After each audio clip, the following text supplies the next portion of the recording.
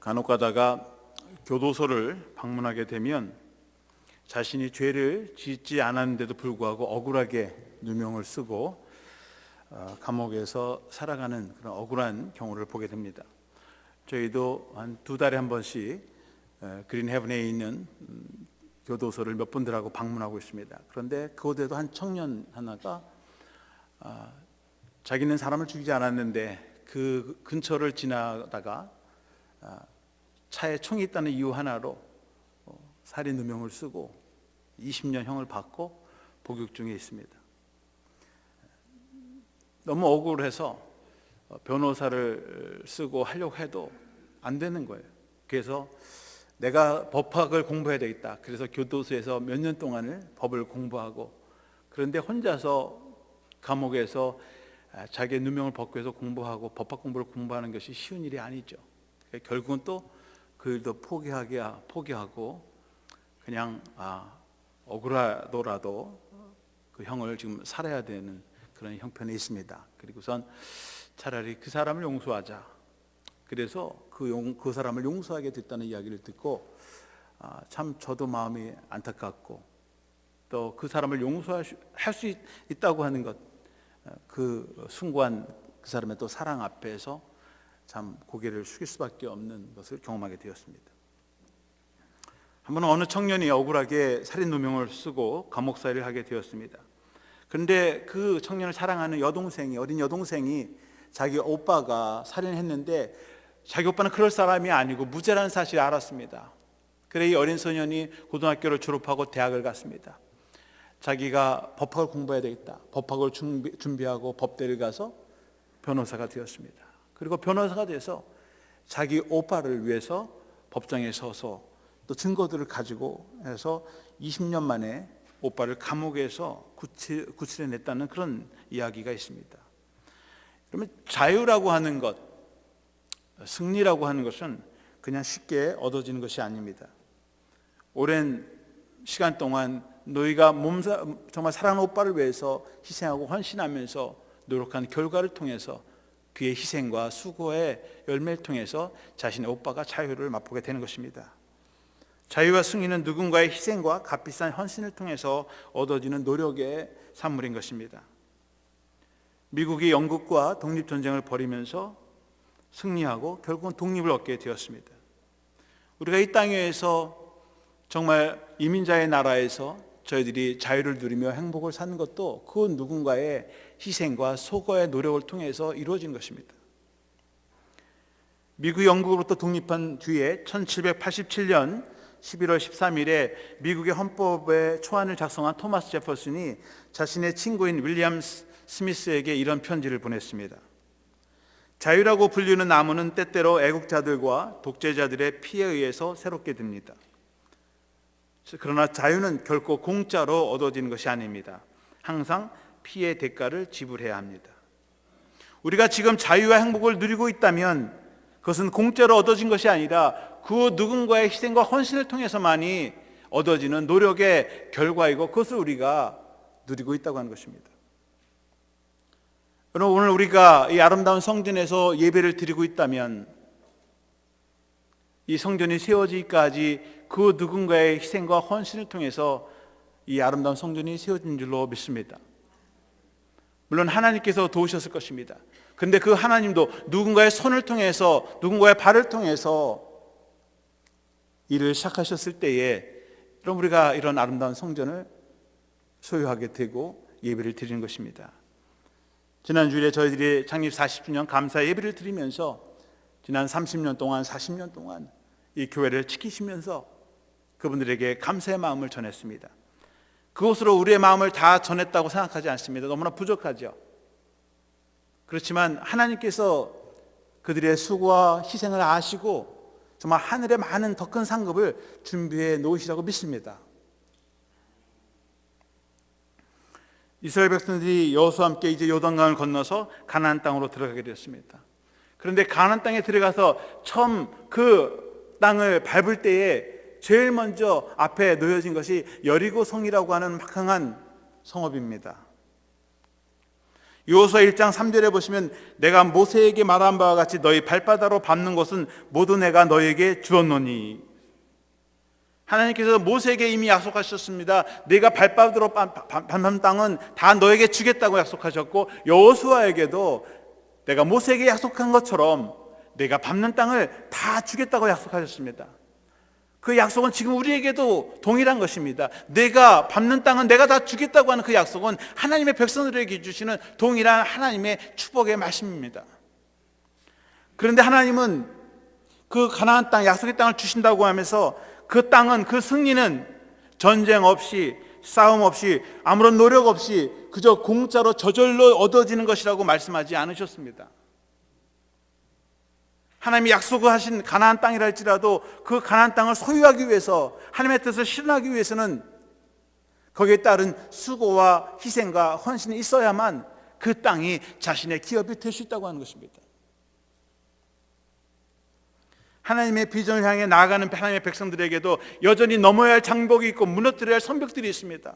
앞으로 가라앉고 있는 많은 장애물들이 있습니다. 그런데 그것을 하나하나 건너가야만 그 땅을, 그 약속을 기업으로 받는 것이지 그냥 앉아서 저절로 쉽게 얻어지는 것이 아니라고 하는 것입니다. 우리 교회도 오늘 40년 동안 지금 이 시간까지 오기 위해서 많은 장애물들이 있었을 것입니다. 많은 영적 방해물들이 있었을 것입니다. 많은 여리고성과 같은 뛰어넘어야 할 벽들이 있었을 것입니다. 그러나 그들의 수고와 기도와 헌신 가운데서 하나님이 역사하셔서 오늘 여기까지 인도해 주신 줄로 믿습니다. 1절 말씀에 보시면 1절 말씀에 이스라엘 자손들로 말미암아 여리고는 굳게 닫혔고 출입하는 자가 없더라. 여리고성이 매우 견고한 성입니다. 그런데 이스라엘 백성들이 지금 자신들에게 쳐들어오니까 여리고성 사람들이 성문을 꼭꼭 가둬담그고 지금 꼭 성 안에서 꼼짝하지 않고 지금 있습니다. 그런데 이 고고학자들에 의하면 이 여리고성이 상당히 견고하게 지어진 성인데요, 벽이 이중벽으로 둘러싸여져 있답니다. 외벽은 한 6피트 정도, 그러면 6피트면 30, 한 2m 정도의 벽으로 둘러싸여 있고요. 그 다음에 그 안쪽에는 12피트, 그러면 한 4m 가까이 정도의 또 성벽으로, 안벽이 또 해서 이중벽으로 둘러싸여 있답니다. 그 사이에 이제 군사들이 움직이고 그리고 그 사이사이에는 수비대들이 서서 그 성을 지키고 있다고 합니다. 높이가 6층에서 한 8층 높이라고 합니다. 아마 우리 교회 성전 저 높이 정도는 되겠죠. 6층 정도 된다고 하면. 감히 올라갈 수도 없고 무너뜨릴 수도 없는 그런 견고한 성읍입니다. 그런데 광야에서 40년 동안 살아온 백성들이 그 성을 올라갈 수 있는 장비가 있습니까? 그 성을 부실 수 있는 무슨 대포라도 있습니까? 아무것도 없습니다. 그런데 하나님께서 저 성을 주셨다는 거예요. 어떻게 하면 그 성을 정말 소유할 수 있을까? 사람의 방법, 힘? 불가능한 일이죠. 그런데 이스라엘 백성들에게는 아무도 갖지 않는 비장한 무기가 있었습니다. 바로 그 무기는 세상적인 힘, 능력이 아니라 하나님이 함께 하신다고 하는, 전능하신 하나님이 함께 하신다고 하는 그 믿음입니다. 하나님에 대한 절대적인 신뢰와 믿음인 것입니다. 2절 말씀해 보시면 여호와께서 여호수아에게 이르시되 보라, 내가 여리고와 그 왕과 용사들 네 손에 넘겨 주었으니, 하나님께서 여호수아에게 말씀하시기를 내가 여리고 성과 그 왕과 용사들 다 네 손에 넘겨 주었으니 나아가라고 하는 것입니다. 이미 내 것이 되었다고 하는 것입니다. 여러분, 전쟁의 주인은 하나님이십니다. 그런데 이 영적 전쟁에서 승리할 수 있는 비결은 누가 하나님 편에 서 있느냐에 달려 있는 것입니다. 미국의 남북 전쟁이 한창일 때 한 장관이 전세가 자꾸 기울어지는 거예요. 자꾸 북군이 지는 거예요. 그래서 막 워싱턴 지역까지 막 쳐들어오지 않았습니까? 아브라함 링컨 대통령에게 물었습니다. 우리가 이 전쟁에서 과연 이길 수 있을까요? 걱정하면서 우리가 정말 이 전쟁에서 이길 수 있을까요? 그렇게 고심하면서 아브라함 링컨에게 물었답니다. 그러니까 링컨 대통령이 대답하기를 내가 하나님 편에 서 있는데 무엇이 문제입니까? 그렇게 대답을 했답니다. 예, 우리가 힘이 있어요. 우리가 많은 군사력이 있고 전투력이 있으니까 싸우면 이건 시간 문제입니다가 아니라 내가 하나님 편에 서 있는데 무엇이 문제입니까? 내가 하나님 편에 서 있다면 하나님은 나에게 승리를 가져다 주시지 않겠습니까? 믿음으로 영적으로 대답했다고 하는 것입니다. 여러분, 하나님의 백성들이 이 세상에서 영적 전쟁에서 승리하는 비결은 내가 얼마나 많은 능력을 가지고 있는가, 얼마나 많은 지식과 경험을 가지고 있는가, 나의 세상적인 힘과 능력으로 이기는 것이 아니라 내가 하나님 뜻에, 하나님 편에 서 있는가에 달려 있는 것입니다. 왜냐하면 하나님께서 전쟁의 주관자이시기 때문에 그렇습니다. 어떤 형편과 어려움이 있어도 내가 하나님 앞에 바로 서 있으면 두려울 것이 없어요. 왜? 결국 내가 최후의 승자가 될 것이니까. 그래서 내 능력에 달려있는 것이 아니라 내 환경이나 조건에 달려있는 것이 아니라 내가 하나님 앞에 얼마나 바르게 서 있느냐에 달려있다고 하는 것입니다. 다윗과 골리앗의 싸움에서 우리는 역력히 볼 수 있습니다. 승리는 다윗이 가지고 있는 인간적인 힘, 능력, 재능이 아닙니다. 만약 그렇다면 골리앗이 가지고 있는 무기와 세상적인 능력이 더 컸을 것입니다.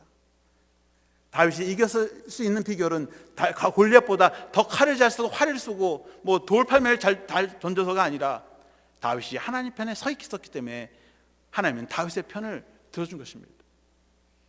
사울이 다윗을 죽이려고 10년 동안을 찾아다녔습니다. 사람들을 풀고 그리고 다윗을 보는 즉시 다 죽여라. 그런데 더 많은 군사력, 더 많은 힘을 가지고 있는 사울이 다윗의 신복들에게 죽고 말았습니다. 그 이유는 다윗이 하나님 편에 서 있었기 때문에 하나님께서 다윗을 손을 들어준 거예요. 영적 싸움에서 최후의 승리자는 누가 더 큰 세상적인 힘, 인간적인 능력을 가지고 있느냐가 달려있는 것이 아니라 누가 하나님의 편에 서서 하나님의 능력을 나의 소유로 만들었느냐에 달려있는 것입니다. 여러분, 하나님 편에 서시기를 축원합니다. 하나님 편에 끝까지 서 있는 사람이 최후의 승리자가 되는 것입니다. 두 번째로 영적 승리의 비결은 하나님의 비전을 소유해야 합니다. 2절에 보시면 우리가 이미 읽었습니다. 보라, 내가 여리고와 그 왕과 용사들을 네 손에 넘겨주었으니 라고 되어 있습니다. 그런데 여기서 보라, behold, 영어로는 see, behold 이런 말이 번역이 되어 있습니다만 히브리 말로는 라와라는 말이에요. 라와. 이 라와는 어떤 것을 바라본다는 말입니다. To envision something, 어떤 것을 envision, 어떤 것을 꿈꾸고 바라본다, 그런 의미입니다. 지난주에 감독님께서 God is up to something, 하나님은 어떤 것을, 특별한 어떤 것을 우리를 위해서 계획하고 계신다, 어떤 것을 가지고 있다, 그런 의미입니다. 그런 것처럼 보라란 말은 하나님이 가지고 있는 어떤 계획, 뜻을 바라보라고 하는 거예요. 꿈을 꾸라는 겁니다. 그것이 보라라는 말이에요. 히브리 말로는 라와라는 말입니다. 하나님의 비전을 내 것으로 만들으라는 거예요. 그래서 비전어가 되라, 하나님의 비전어가 되라고 하는 것입니다. 창세기 37장에 가시면 요셉의 형들이 요셉을 죽이려고 계획을 세워놓습니다. 구덩이를 파놓고 우리 요셉 오면 잡아놓자, 그리고 그냥 죽여, 여기다 그냥 매장 묻어버리자, 땅에다 말이죠. 요셉이 오니까 창세기 31장 19절에 이렇게 말합니다. 서로 이르되 꿈꾸는 자가 오는도다. 그러니까 요셉의 별명이 꿈꾸는 자예요. 드리머입니다, 영어로. 이 드리머란 말은 몽상가, 망상가라는 거예요. 왜냐면 요셉이 입만 열면 자기가 이 집안의 최고고 나중에 형들이 나한테 다 절할 것이고 내가 이 집안을 이렇게 세울 거단 말이죠. 막 이러니까 완전히 약간 갔구나. 몽상가, 망상주의자, 그게 드리머입니다. 세상의 눈으로 볼 때는 요셉은 자신의 세상적인 욕망, 마치 자기 이상을 품는 그런 몽상가나 망상가로 볼지 모른다. 그런데 요셉이 꿈을 가지고 있던 꿈은 자신의 꿈이 아니라 하나님이 주시는 비전을 바라본 것입니다. 세상 사람들이 바라보지 못하는, 육신의 눈으로 바라보지 못하는 하늘의 비전을 바라보기 때문에 그는 드리머였지만, 세상적으로는 드리머였지만 영적으로 볼 때는 그는 드리머가 아니라 하나님의 비전을 쓰는 비전어가 되었다고 하는 것입니다. 여러분, 비전어가 되시길 축원합니다. 세상의 기준이나 환경을 가지고 바라보는 그런 꿈쟁이가 아니라, 자신의 욕심, 욕망을 꿈꾸는 사람이 아니라 하나님의 꿈을 이루는 비전어가 되어야 한다고 하는 것입니다. 하나님은 그의 꿈, 드림이 아니라 비전, 하나님의 비전을 사용하셨습니다. 그래서 요셉을 인도해 주신 것입니다. 요셉이 형들보다 더 능력 있고 세상적인 힘이 있어서가 아니라 하나님의 비전에 눈을 뜨고 그 비전을 소유했기 때문에 하나님께서 요셉을 쓰시는 것입니다. 여호수아도 마찬가지입니다. 여호수아는 하나님이 말씀하시는 비전과 그 계획을 바라보았습니다. 여러분, 모세가 12명의 정탐꾼을 각 지파에서 12명을 뽑아서 가나안 땅으로 보냈습니다. 우리가 너무나 잘 알고 있는 일입니다. 갔다 와서 복을 받았습니다. 그런데 10명은 가나안 땅에 있는 사람들의 환경과 조건을 보았습니다. 거기는 젖과 꿀이 흐르는 땅이고 곡식이 많고 물자가 풍부합니다. 그들은 힘이 크고 강성해서 감히 우리는 쳐들어갈 수가 없고 우리가 들어갔다 우리는 다 죽습니다.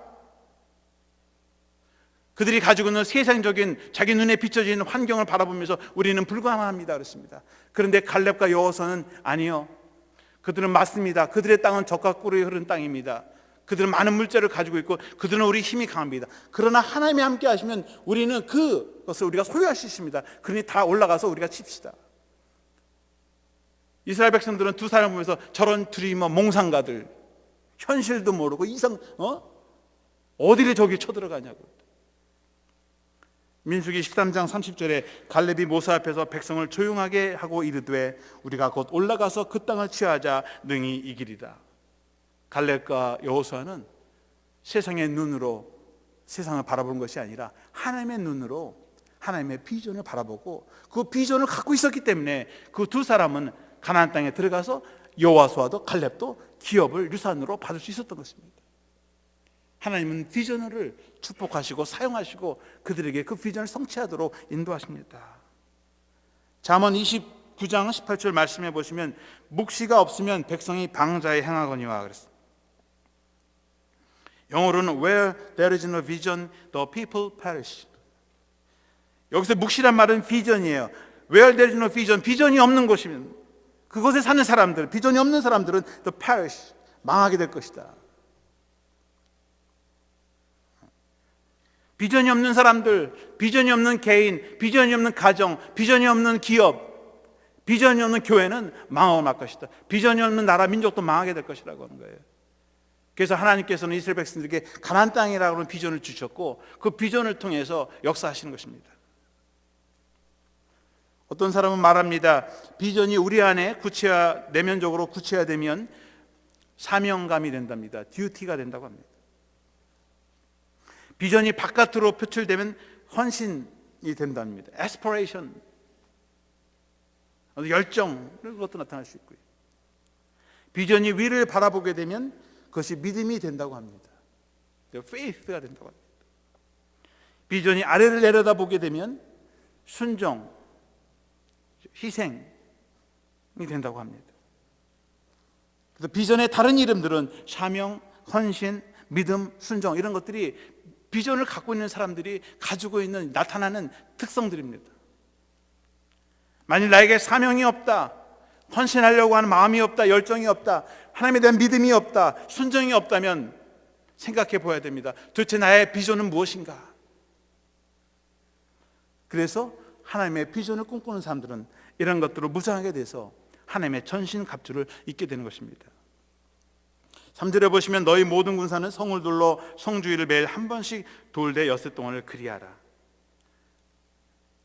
여리고 성을 함락하는 데 필요한 것은 군사훈련, 또 강력한 무기력, 군사력을 만드는 것입니다. 그런데 하나님은 그냥 매일같이 성 주위를 한 바퀴씩 도르는 겁니다. 그러면 매일같이 그냥 한 바퀴씩 돌면 뭐가 일어납니까? 하나님께서 왜 매일 그냥 한 바퀴씩 성을 돌라고 했을까? 저는 그들의 믿음을 보려고 한 것 같습니다. 하나님이 어떻게 일하시는지, 이 성을 무너뜨리기 위해서 우리가 지금 뭔가 준비를 해야 되는데, 아니, 그 준비가 아니라 하나님이 일하시도록 기다리면서 하나님이 준비하시는 것을 바라보라고 하는 것이죠.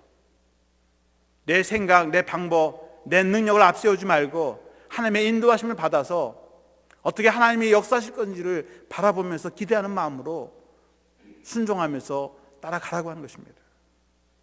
6일 동안 그렇게 하라는 거죠. 그리고서는 제사장이 맨 앞장에 서서 나팔을 불라, 맨 앞장에 서라고 하는 것입니다. 4절 말씀해 보시면 제사장이 7번 양각 나팔을 잡고 언약 앞에서 나아갈 것이요 일곱째 날에는 그 성을 7번 돌며 그 제사장들은 나팔을 불 것이며.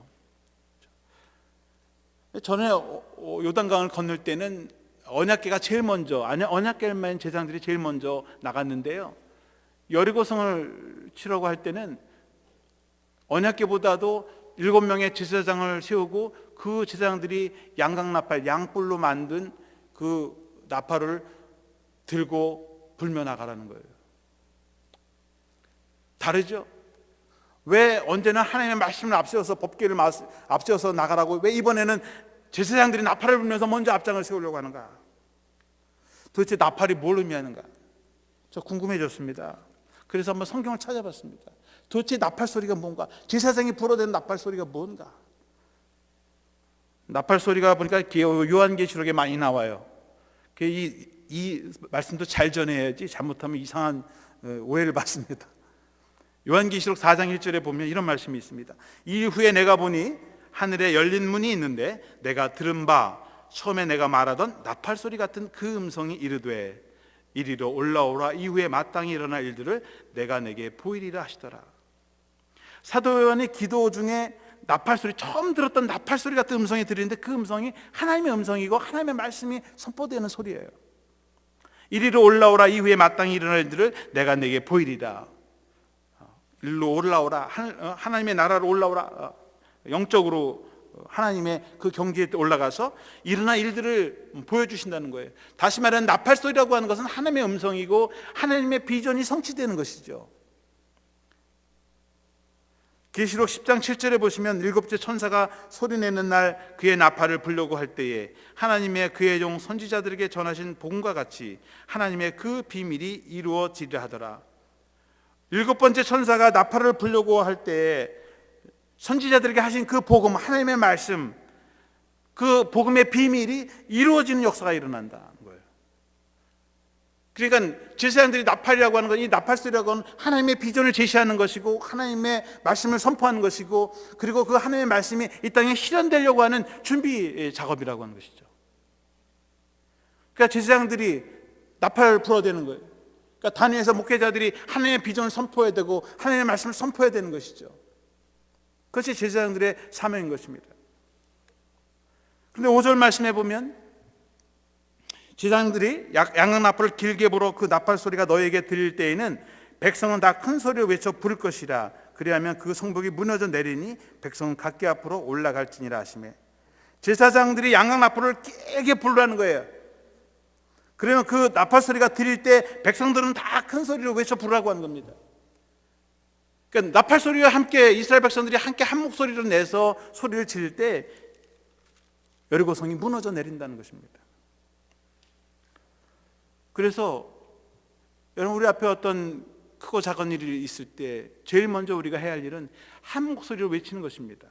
10절 말씀에 여호수아가 백성에게 명령하여 이르되 너희는 외치지 말며 너희 음성을 들리게 하지 말며 너희 입에서 아무 말도 내지 말라. 그리하다가 내가 너에게 명하여 외치라 하는 날에 외칠지니라. 여호수아가 하나님의 말씀을 들었습니다. 제사장의 나팔 소리가 길게 울려 퍼질 때에 외쳐라고 할 때 같이 함께 외쳐라. 한 목소리를 내라는 거예요. 아무 때나 외치지 말고 아무 때나 소리 내지 말고 이 목소리 저 목소리. 여러분, 어떤 일을 하게 될 때, 새로운 사업을 계획하고 일을 시작할 때 많은 목소리가 나옵니다. 근데 그 목소리가 아름다운 화음을 만들어내면 되는데 문제는 서로 다른 소리, 불협화음을 내기 때문에 문제인 것입니다. 서로 옳다고 주장하고 내 뜻이 맞다고 주장하고 결국은 힘이 분산되고 분열이 되고 맙니다. 하나의 아름다운 하모니를 만들어내라고 하는 것입니다. 이를 우리 성가대가 소리를 찬양을 합니다. 지휘자와 반주자의 그 지휘에 맞춰서 소리를 내야 합니다. 남들이 소리를 낼 때 같이 내줘야 되고 쉴 때 쉬어야 됩니다. 그런데 남들 소리 낼 때 안 하고 남들 쉴 때 소리 내고 1도 화음을 낼 때 다 같이 1도 화음을 내야 되는데 자기는 4도 화음을 내고 4도 화음을 내야 되는데 자기는 1도 화음 내고, 그러면 이 찬양 아름다운 화음이 아니라 소음이죠. 누가 그 음악을 들어주겠습니까? 은혜 못 받습니다. 아름다운 하모니를 이루고 쉴 때 쉬고 부를 때 부르고 자기의 타트에 정확한 음을 낼 때에 아름다운 하모니가 울려 퍼질 때 은혜가 되고 하나님께서 우리에게 성령의 감동이 우리에게 오는 거 아닙니까? 성도들이 나팔 소리에 맞춰서 함께 한 목소리를 내고 하모니 이룰 때 하나님께서 역사하고 그것을 바라보는 성도들이 은혜를 받는 것이지, 서로 다른 소리로 소리를 내고 시도 때도 없이 소리 내고 그러면 은혜가 되겠습니까? 하나님이 역사하겠습니까? 제가 시카고에 있을 때 그 교회가 지금 90년 된 교회입니다. 근데 한 성도들이 그때 한 500명 정도, 어른들이 한 500명 정도 모이고 성가대가 한 50명 정도 됩니다. 1년에 한 번씩 전 주민들을 초청해서 찬양제를 합니다. 그래서 핸델 메시아나 또 하여간 굉장히 큰 음악회를 합니다. 그런데 한 번은 저도 이제 성가대 좀 사람이 부족하니까 한 100명이 쓴다니까 좀 해달라고 해서 저도 같이 섰습니다. 근데 권사님 한 분이 성가대 지휘자가 지휘하면 앞에 있는 권사님이 음을 이렇게 쳐줘요. 저는 처음에 지휘자가 리듬 좀 쳐달라고 그러는 줄 알았는데 그게 아니더라고요. 그분은 늘 성가대 연습할 때마다 이걸 박자를 해가지고 이게 절대음이기 때문에 지휘자가 여기를 맞춰야 된다는 거예요. 희한한 교회도 다 있다. 그래서 얼마나 저렇게 됐습니까? 한 20년 넘게 한대요. 그러냐고. 근데 지휘자가 1년을 못 견디고 나가요. 그분이 이제 한국에서 음악을 했다는 거예요. 그 연세가 한 60대는 권사님이시고 성가들이 제일 오래 있었대, 한 30년 넘게 있었답니다. 지휘자는 누구냐면 주로 그 시카고 뮤직 컨서버터리나 아니면 인디아나 주립대학에 좋은 대학에 거기서 박사과정에 있는 20대 후반이나 30대 초반에 젊은 사람들이 와서 지휘를 하는 겁니다. 그 사람들도 한국에서는 다 한 만큼 하는 사람들이 와서 지휘자로 발탁이 돼서 50명, 60명 성가대를 매일 지휘하는 사람입니다. 그런데 그 앞에서 내가 절대 음감이 갖고 있는 사람이니까 내 리듬에 맞추라는 거예요. 그래서 그 당시는 제가 20대 후반 막 이럴 때니까 그렇게 잘났으면 자기가 지휘하지 왜 그렇게 앉아 있어? 그렇게 잘났으면 앞에서 지휘하지 왜 앉아서 성가대, 그것도 솔리스트도 아니고요. 거기서 리듬을 자기 음을 맞추라고 그래요. 자기 리듬에 안 맞추면 다 내보내는 겁니다. 또 성가대가 하다 보면 틀리거든요. 그런데 나는 옆에 있는 사람이, 지휘자도 말 안 하는데 옆에 있는 사람이 그 야단치는 거 처음 봤어. 지휘자도 안 얘기하는데 야 똑바로 못해. 그분이 야단을 쳐요. 또 그분들은 핸델 메시아를 그 당시만 또 10번 해가지고요, 핸델 메시아를 첫 번째 곡부터 마치 한 50곡 되는 걸 다 외웁니다. 악보도 없이 다 외워버립니다. 하이든의 천지창조를 다 외웁니다. 그냥 그 2시간짜리 곡을 그냥 외워요. 거기는 왜냐면 한 10번 해보세요. 다 외우지. 그게 제가 그런 거예요. 그렇게 잘났으면 자기가 딴 데 가서 지휘하지 왜 거기서 그렇게 하는 말이죠. 본인은 몰라요. 자기는 잘한다고 생각하죠. 여러분, 하나님께서 왜 이스라엘 백성들에게 제사장이 나팔을 불 때 한 목소리로 외치게 하는가? 그럼 여리고 성이 무너지는가? 근데 저는 이것을 참 고심하는 거예요. 이게 어떻게 설명해야 되나 말이죠, 이 일을. 그런데 제가 발견한 사실은 여러분, 가나안 땅에 처음 들어가서 처음 맞닥뜨리는 그 위대한 여리고 성과의 전쟁입니다. 그 전쟁에서 중요한 것은 우리가 그 성을 무너뜨리기 위해서 준비하는 우리의 능력이 아니라 마음이 하나가 돼서요, 목소리를 하나를 내라고 하는 거예요. 하나님이 그것을 보신다고 하는 겁니다. 우리가 어떤 일을 시작하기 전에 무기를 준비하고 하는 것도 중요하지만 더 중요한 건 마음이 하나 되고 뜻이 하나 돼서 하나의 아름다운 하모니를 이루라고 하는 거예요. 그것이 더 중요하다고 하는 거예요. 그게 되지 않으면 아무리 좋은 무기를 가지고 아니면 군사를 가지고도 여러분 뜻이 맞지 않으면 그거 가지고 서로 싸움. 하나님께서 이스라엘 백성들에게 하나로 제사장의 나팔 소리와 이스라엘 백성들의 함성 소리가 하나로 돼야 되는구나. 그럴 때 하나님이 역사하시고 앞에 놓여져 있는 문제가 해결된다고 하는 것입니다. 여러분, 교회만이 아닙니다. 가정도 마찬가지죠. 남편과 아내가 또 자녀들이 마음이 맞아야 돼요. 남편은 우리 시카고로 이사합시다. 아내는 LA가 도저히 LA로 갑시다. 그럼 따로 갈 거예요. 비즈니스에서 우리 세탁소 합시다. 우리 델리샵 합시다. 그것도 필요 없고 우리 자파상 그냥 자파가게나 하지. 의견이 틀리면요, 그 집안이 잘 되겠습니까? 여러분 마음이 하나가 되는 역사가 일어나길 축원합니다. 그래야 그 가정이, 그 기업이, 그 교회가, 그 사업체가 정말 하나님이 원하신 대로 갈 줄로 믿습니다. 그것도 누구의 생각이 중요한 것이 아니라, 누가 맞느냐 옳은 것이 아니라 정말 하나님께서 주시는 비전이 뭐냐, 하나님께서 우리를 향하신 하나님의 뜻이 무엇이냐, 그 비전으로 하나가 된다면 하나님께서 함께 하시고 우리 앞에 놓여져 있는 여리고성이 무너질 줄로 믿습니다.